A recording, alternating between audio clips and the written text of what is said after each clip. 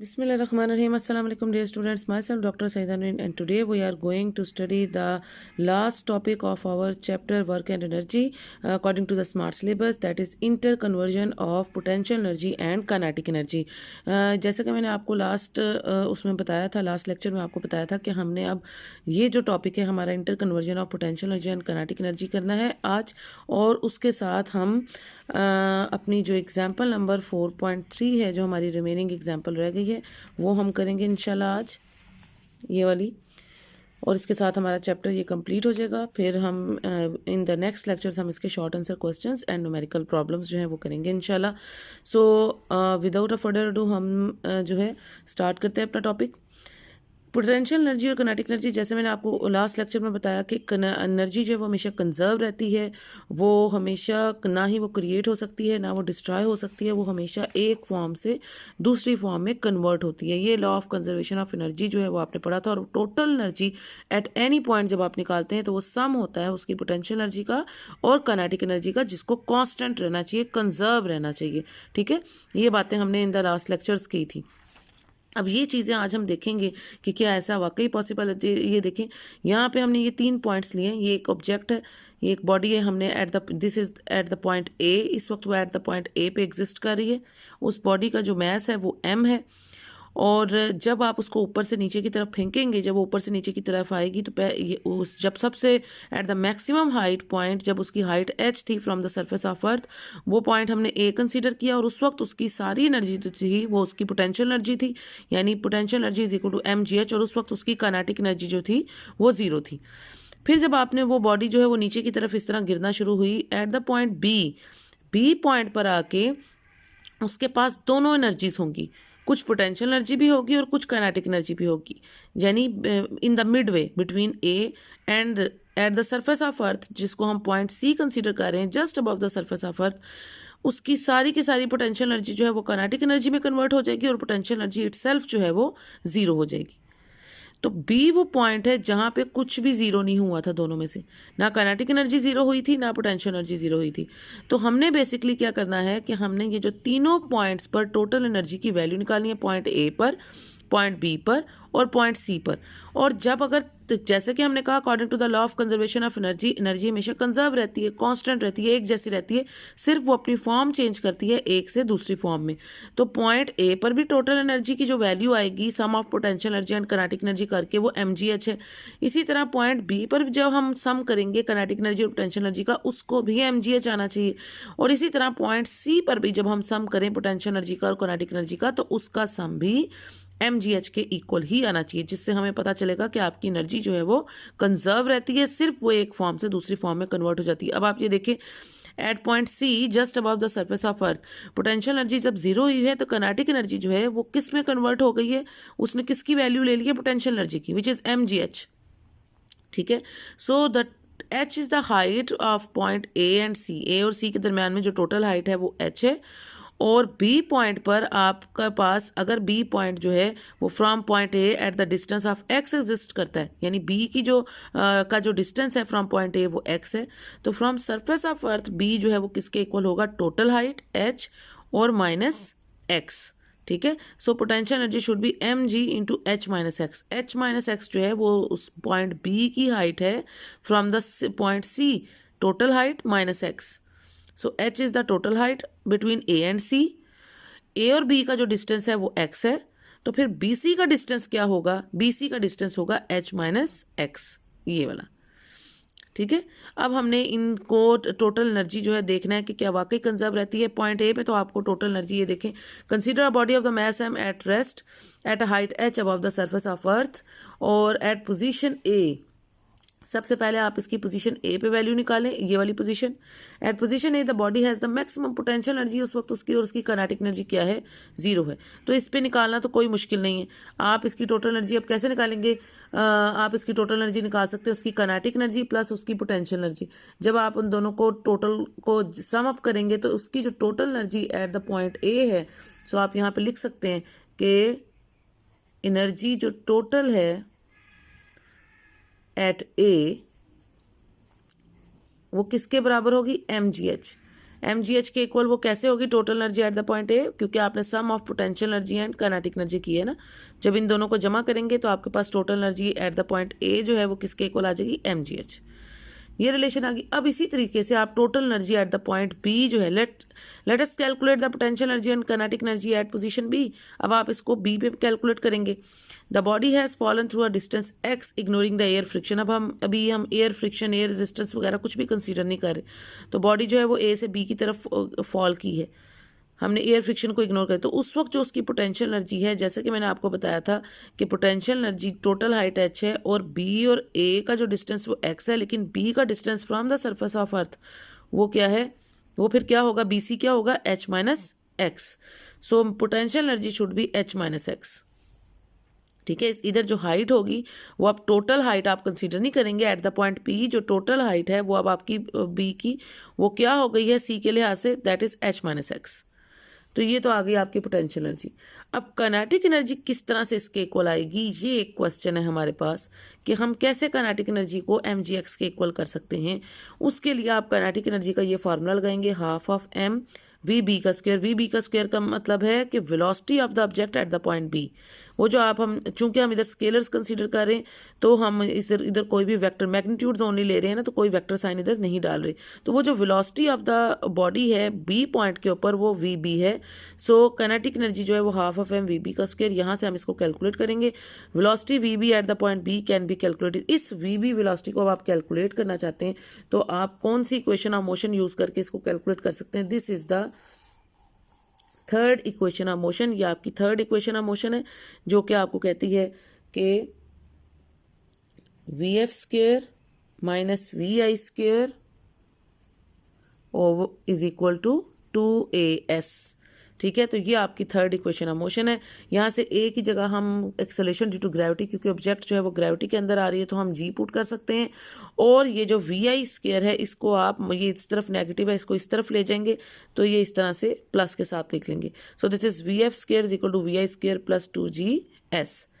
अब initial velocity जो है ऑब्जेक्ट की ए पॉइंट पर, क्योंकि वो फ्री फॉल ऑब्जेक्ट है ना, जब आपने ऑब्जेक्ट को फ्री फॉल ऊपर से नीचे गिरी है तो फिर उसकी initial velocity at any height वो क्या होगी, उसकी जीरो होगी एट दिस पॉइंट।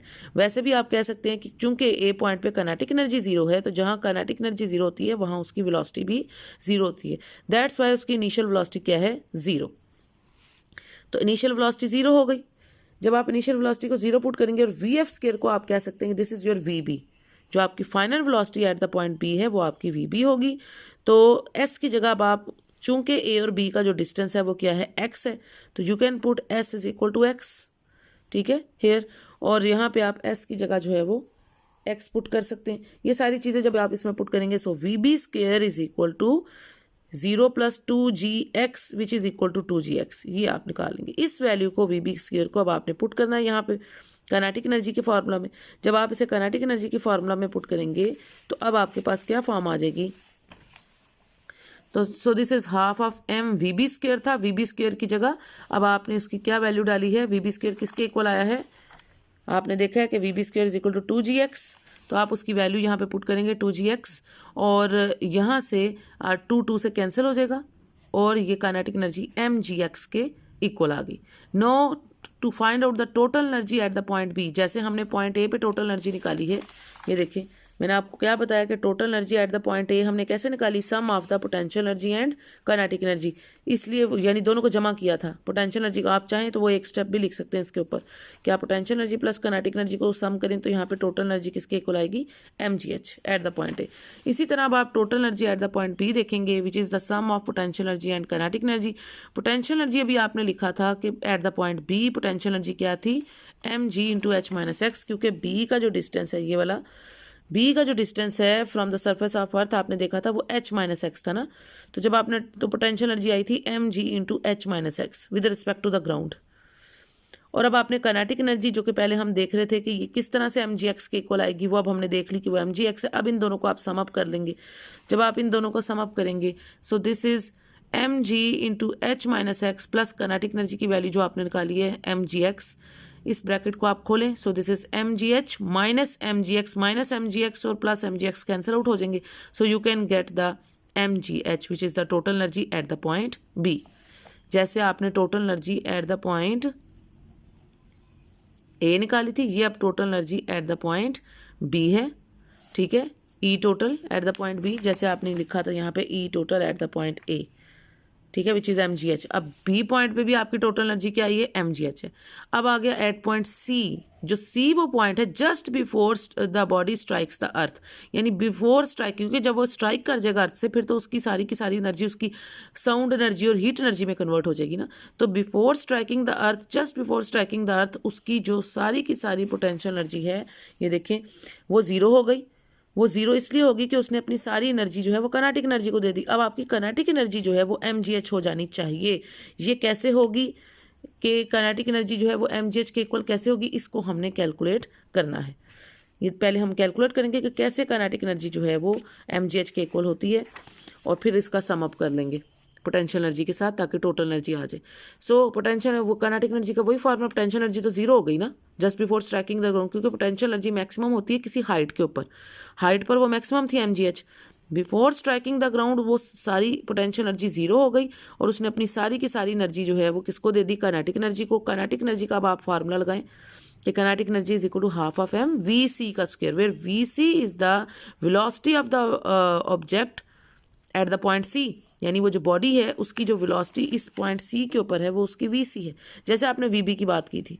तो यहाँ पे एट पॉइंट सी जो उसकी वेलोसिटी ऑफ द ऑब्जेक्ट है वो वी सी है, ठीक है।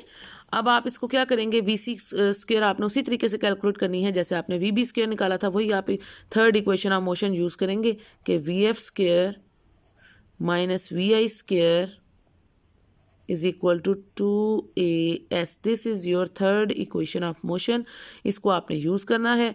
यहाँ पे अब आप देखें कि वी एफ स्क्वायर जो है उसकी जगह आप वी सी स्क्वायर पुट कर सकते हैं, और ये माइनस वी आई स्क्वायर उधर चला जाएगा, ए की जगह आपने जी पुट करना है क्योंकि वो under the action of gravity move कर रहा है।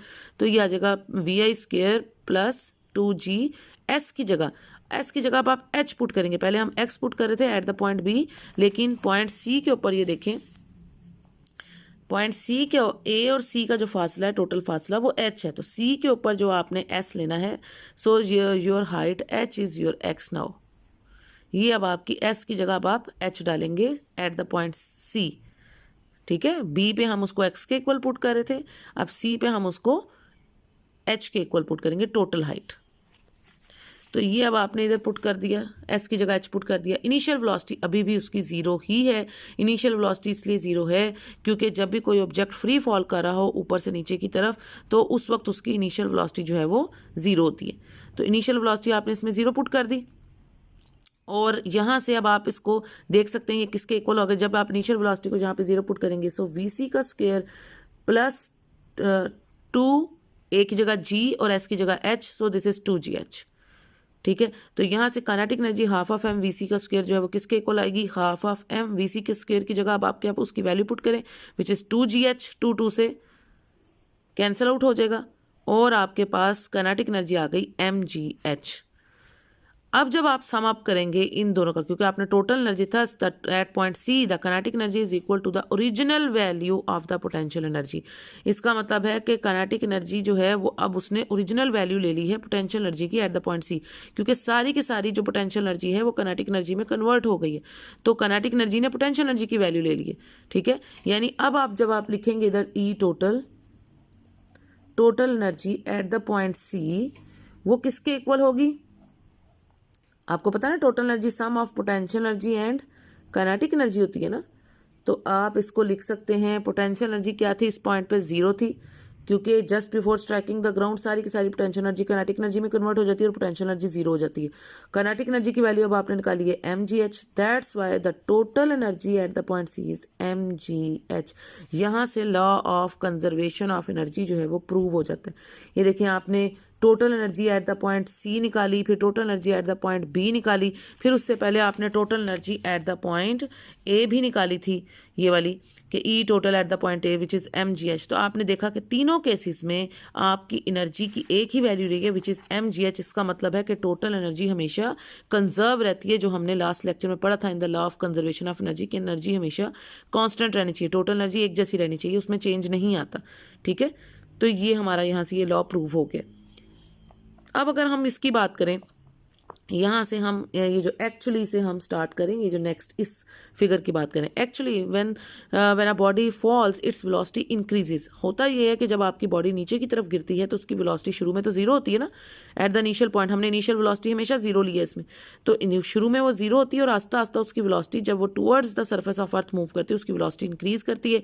That is the body is being accelerated under the action of gravity. इसका मतलब है वो ग्रेविटी के अंडर जब ऊपर से नीचे की तरफ गिर रही होती है तो वो एक्सेलरेट हो जाती है। The increase in velocity results in the increase of its kinetic energy. और वो जो इंक्रीज इन वेलोसिटी है वो उसकी इंक्रीज इन काइनेटिक एनर्जी, ये इसका कंक्लूजन आप लिख सकते हैं। ठीक है। On the other hand as the body falls its height decreases. और दूसरी तरफ जब ऊपर से नीचे की तरफ बॉडी गिरती है तो मैक्सिमम पॉइंट के ऊपर, सबसे ऊपर जहां उसकी वेलोसिटी जीरो होती है वहां उसकी हाइट मैक्सिमम होती है, और जब बॉडी नीचे की तरफ गिरती है तो उसकी हाइट डिक्रीज होती है। ठीक है ना, ऊपर से नीचे की तरफ गिरते हुए उसकी height decrease, hence its potential energy also decreases. इसलिए उसकी पोटेंशियल एनर्जी भी डिक्रीज होती है। तो ये आप उसके रिजल्ट में लिख सकते हैं, उसके कंक्लूजन में ये बात लिख सकते हैं कि क्यों काइनेटिक एनर्जी में इंक्रीज आता है और पोटेंशियल एनर्जी में डिक्रीज आता है। हमने कहा जब ऑब्जेक्ट ऊपर से नीचे की तरफ गिरती है तो इनिशियल पॉइंट पे शुरू में एट एनी हाइट उसकी इनिशियल वेलोसिटी जीरो होती है। जैसे जैसे वो नीचे की तरफ मूव करती है तो उसकी वेलोसिटी में इंक्रीज आता है under the action of gravity, यानी उसमें एक्सेलरेशन प्रोड्यूस हो जाए। वो जो ग्रेविटेशनल एक्सेलरेशन है वो उसे एक्सेलरेशन प्रोड्यूस कराता है उस बॉडी में। तो वो जो इंक्रीज इन वेलोसिटी है उसकी वजह से इंक्रीज इन काइनेटिक एनर्जी होता है। और साथ ही साथ जैसे जैसे इंक्रीज इन वेलोसिटी हो रहा है तो डिक्रीज इन हाइट हो रहा है, और हाइट में डिक्रीज की वजह से डिक्रीज इन पोटेंशियल एनर्जी होता है। ठीक है, तो ये दोनों के रीजन इधर इन्होंने बताए। इसका मतलब है loss in potential energy should be equal to the gain in kinetic energy. इसका मतलब है जब आपकी ऑब्जेक्ट ऊपर से नीचे गिर रही है तो जितना लॉस आएगा पोटेंशियल एनर्जी में, ये देखें इनिशियल हाइट अगर आप उसकी h1 कंसीडर करें और यहाँ पे अगर एक ऑब्जेक्ट आ गई है सेंट्रल पॉइंट के ऊपर तो वो हाइट उसकी h2 है। ठीक है, और इनिशियल वेलोसिटी जो शुरू में वेलोसिटी थी वो थोड़ी थी। अब ये जो v1 की वैल्यू है ये लेस वेलोसिटी है, तकरीबन अप्रोच कर रही है जीरो को। ठीक है, ये लेस वेलोसिटी है, जबकि ये जो v2 है ये ग्रेटर वेलोसिटी है, क्योंकि जैसे जैसे वो नीचे की तरफ आएगी उसकी वेलोसिटी इंक्रीज होगी। इसी तरह इनिशियल हाइट h1 जो है वो ग्रेटर हाइट है जैसे आपको नजर आ रहा है, और h2 जो उसकी आपको इस पॉइंट पे नजर आ रही है ये स्मॉल हाइट है या लेस हाइट है। ठीक है, तो ये आप अब इस लिहाज से जब आप loss in potential energy is equal to gain in kinetic energy करेंगे तो पोटेंशियल एनर्जी में mg इंटू लॉस कैसे आ रहा है h1 माइनस h2 इस पॉइंट पे। टोटल हाइट h1 उसमें से माइनस आपने क्या किया h2, so this is loss in potential energy. और gain in kinetic energy is equal to half of m। चूंकि अब इसमें v2 की वैल्यू बढ़ी है ना, मैंने आपको कहा v2 is greater than v1, so you can right v2 square minus v1 square. क्योंकि काइनेटिक एनर्जी का देखें पोटेंशियल एनर्जी का फार्मूला होता है ना mgh, और काइनेटिक एनर्जी का फार्मूला होता है half of m v square. इसलिए जब आप v स्क्वायर की जो है वो ग्रेटर वैल्यू कौन सी है v2 और स्मॉलर वैल्यू जो है उसकी वो क्या है v1, so you can write it as v2 square minus v1 square. So the loss in potential energy is equal to gain in kinetic energy. इस फॉर्म में आप इसको लिख सकते हैं। ठीक है, where v1 and v2 are the velocities of the object at the heights h1 and h2 respectively. v1 जो है वो हाइट h1 पे वेलोसिटी है और v2 जो है वो हाइट h2 के ऊपर उसकी वेलोसिटीज है। वेलोसिटीज इन दोनों की v1 और v2 हाइट्स h1 और h2 के ऊपर। This result is true only when the friction force is not considered. हमने यहाँ पे कोई एयर रेजिस्टेंस, एयर फ्रिक्शन वगैरह कुछ भी कंसीडर नहीं किया। ये रिजल्ट तभी ट्रू होगा जब आप उसकी कोई फ्रिक्शनल फोर्स वगैरह कंसीडर नहीं करेंगे। अदरवाइज अगर आप फोर्स ऑफ फ्रिक्शन को कंसीडर करेंगे, if we assume that the frictional force F is present during the downward motion, then the part of potential energy is used in doing the work against friction equal to FH। तो फिर सारी की सारी potential energy जो है वो kinetic energy में convert नहीं हो सकती। फिर क्या होगा कि ऊपर से नीचे की तरफ अगर ऑब्जेक्ट गिर रही है तो हवा का दबाव जो उस पर लग रहा है, रेजिस्टेंस लग रहा है, तो उसका कुछ हिस्सा पोटेंशियल एनर्जी का वो वर्क डन अगेंस्ट फ्रिक्शन के काम आ जाएगा, और बाकी का जो हिस्सा है वो काइनेटिक एनर्जी में कन्वर्ट हो जाएगा। ठीक है, यानी कुछ हिस्सा उसका वर्क डन अगेंस्ट फ्रिक्शन। अब वर्क फ्रिक्शनल फोर्स को स्मॉल f से शो करते हैं, और वर्क डन अगेंस्ट फ्रिक्शन क्या होगा FH। ठीक है, फोर्स इनटू डिस्प्लेसमेंट जो वर्क डन का फार्मूला होता है। फोर्स की जगह स्मॉल f लगाया, डिस्प्लेसमेंट की जगह h लगाया। ठीक है, स्मॉल h। तो the remaining potential energy mgh minus F H, वो जो रिमेनिंग पोटेंशियल एनर्जी होगी M G H minus M G H जो है पोटेंशियल एनर्जी की ओरिजिनल वैल्यू, उसमें से जो वर्क डन अगेंस्ट फ्रिक्शन जब करेंगे माइनस एफ एच, तो वो फिर बराबर होगा काइनेटिक एनर्जी के। यानी ये रिलेशन आ गई कि आपकी पोटेंशियल एनर्जी पहले थोड़ा सा काम करेगी वर्क डन अगेंस्ट फ्रिक्शन, और बाकी की पोटेंशियल एनर्जी कन्वर्ट हो जाएगी काइनेटिक एनर्जी में। So potential energy minus work done against friction should be equal to the kinetic gain in kinetic energy.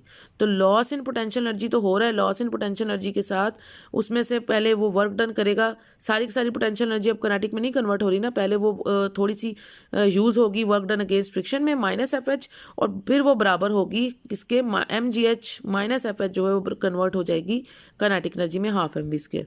यहाँ से आप लिख सकते हैं कि M G H is equal to half M V square plus F H, और इसको इस तरह से आप इंटरप्रेट कर सकते हैं कि loss in potential energy is equal to gain in kinetic energy plus work done against friction, क्योंकि ये एम जी एच में से माइनस हो रहा था ना एफ एच, तो ये जब आप इस तरफ लेके जाएंगे तो ये काइनेटिक एनर्जी के साथ आप इसको प्लस करके लिख सकते हैं। तो यहाँ से आप इसको ऐसे इंटरप्रेट करेंगे कि loss in potential energy should be equal to the gain in kinetic energy plus work done against friction, ऐसे आप इसको इंटरप्रेट कर सकते हैं। क्योंकि यहाँ पे वो क्यों माइनस हो रहा था, क्योंकि पोटेंशियल एनर्जी ने काइनेटिक एनर्जी में कन्वर्ट होना था, और हम कह रहे थे कि सारी की सारी पोटेंशियल एनर्जी काइनेटिक एनर्जी में कन्वर्ट नहीं हो सकती, पहले वो इक्वल होगी M G H minus F H, यानी वर्क डन करेगी अगेंस्ट फ्रिक्शन, फिर वो बराबर होगी किसके, काइनेटिक एनर्जी के। ठीक है, सो दिस इज ये इसलिए ये माइनस आया था एम जी एच के साथ कि M G H minus F H, क्योंकि एम जी एच ने काम किया था, पोटेंशियल एनर्जी ने वर्क डन अगेंस्ट फ्रिक्शन किया था, अगेंस्ट किया था ना काम, इसलिए वो माइनस के साथ। सो पोटेंशियल एनर्जी ने वर्क डन अगेंस्ट फ्रिक्शन काम किया था, so this is minus F H, and then it is equal to the gain in kinetic energy, और इसको उधर लेके जाके आप प्लस करके, so this is loss in potential energy is equal to gain in kinetic energy plus work done against friction. आप ये finally इस रिलेशन को ऐसे इंटरप्रेट कर सकते हैं। ठीक है स्टूडेंट्स, अब इसकी एग्जांपल है वो देख लें साथ कि अ ब्रिक ऑफ मैस 2 किलोग्राम, ये मैस ऑफ द ब्रिक आपको दिया हुआ है, is dropped from a rest position, यानी आपने उसको रेस्ट इनिशियल वेलोसिटी उसकी फिर जीरो होगी ना, क्योंकि जब आप उसे रेस्ट पोजीशन से ड्रॉप करें it means its initial velocity should be 0। 5 metre above the ground, ये उसकी हाइट है। What is the velocity at the height 3 metre, अच्छा ये शुरू वाली इनिशियल हाइट थी h1 और ये h2 होगी अब, और अब आपने उसकी वेलोसिटी यानी फाइनल वेलोसिटी निकालनी है vf, जो आपने कैलकुलेट करनी है अबव द सरफेस ऑफ अर्थ। ठीक है, आप फाइनल इसको इनिशियल वेलोसिटी को v1 भी कह सकते हैं और फाइनल वेलोसिटी को v2 भी करके लिख सकते हैं। ठीक है, अब आपने यही वाला फार्मूला यूज़ करना है, इधर कोई भी चूँकि फ्रिक्शन की बात नहीं की गई, तो ये वाला फार्मूला आप यूज़ करेंगे जिसमें कोई फ्रिक्शन का कंसेप्ट नहीं था। So this is M G into H one minus H two, that is equal to half of M V two square minus V one square. ये फार्मूला हम अब यहाँ पे यूज़ करेंगे, और इसमें वी वन जो कि इनिशियल वेलोसिटी थी वो चूँकि ज़ीरो है, इसको ज़ीरो पुट करेंगे, और वी टू की जगह अब आपने क्या, वी टू जो है वो अब आपने कैलकुलेट करनी है, उसको आप वी लिख सकते हैं। So V two should be equal to V which you have to calculate, और उसके अलावा एच वन की वैल्यू 5 मीटर और एच टू की वैल्यू जो है वो आपको क्या दी गई है 3 मीटर। ठीक है, ये सारी वैल्यूज हैं आपके पास, तो आप क्या कर सकते हैं यहाँ से, चूंकि आपको यहाँ से v चाहिए, आप एक स्टेप यहाँ पे कर सकते हैं। v1 जो है वो आपकी 0 है, इस वैल्यू को आप 0 पुट करें। जब आप इस वैल्यू को 0 पुट कर देंगे, so this is half of M V two square, और v2 ही आपका v है जो आपने कैलकुलेट करना है, उसको आप इधर रहने दें, बाकी चीज़ें आप उस तरफ ले जाएं। तो ये जो मैस है ये दोनों तरफ से कैंसिल आउट हो जाएगा। ठीक है, मैथ्स जब कैंसिल आउट होगा तो ये आ जाएगा 2g, 2 इधर डिवाइड हो रहा है उस तरफ जाके मल्टीप्लाई हो जाएगा। So this is 2g into H one minus H two is equal to V two square. तो आपने इसका स्क्र खत्म करने के लिए दोनों तरफ का स्क्र रूट लेना है या अंडर रूट लेंगे दोनों तरफ का, तो फिर आपके पास v is equal to 2g into H one minus H two का स्क्र रूट। ये आप क्या होगा 2 इंटू जी क्या है 9.8 मीटर पर सेकेंड स्क्र, ये इसकी वैल्यू आपको याद होनी चाहिए, multiply by H one minus H to, वो 5 माइनस 3 आप करेंगे ना यहाँ पे, तो 5 माइनस 3 क्या होगा H one minus H two 2 metre. ये करके आप यहाँ पे ये फाइनल जो आप वेलोसिटी v निकालना चाहते थे वो 6.3 मीटर पर सेकंड के इक्वल आएगी। जब वो फ्रिक्शन का जिक्र करेंगे फिर आपने ये वाला रिलेशन इसका यूज़ करना है। इधर चूंकि उन्होंने कोई फ्रिक्शन की बात नहीं की तो फिर हमने ये वाला रिलेशन यूज़ किया कि loss in potential energy is equal to gain in kinetic energy. ठीक है। तो आई होप स्टूडेंट्स इसके साथ आपका ये चैप्टर कंप्लीट हो गया। अब हम इंशाल्लाह इसके नेक्स्ट लेक्चर में जो है इसकी शॉर्ट आंसर क्वेश्चंस करेंगे and in the further next lecture फिर हम उसका न्यूमेरिकल प्रॉब्लम्स भी करेंगे जो आपके स्मार्ट सिलेबस में मौजूद होंगी। तब तक अगर आपको इसमें कोई मसला हो, कोई परेशानी हो, you can comment me in the comment section. Until the next lecture अपना बहुत सा ख्याल रखें, दुआ में याद रखें। That's all for today, student. If you have not yet subscribed my channel, then subscribe my channel now. You can also share my channel and press the bell icon for future notifications. If you really like my lecture, then press the like icon also. Until the next lecture, take care. Allah Hafiz.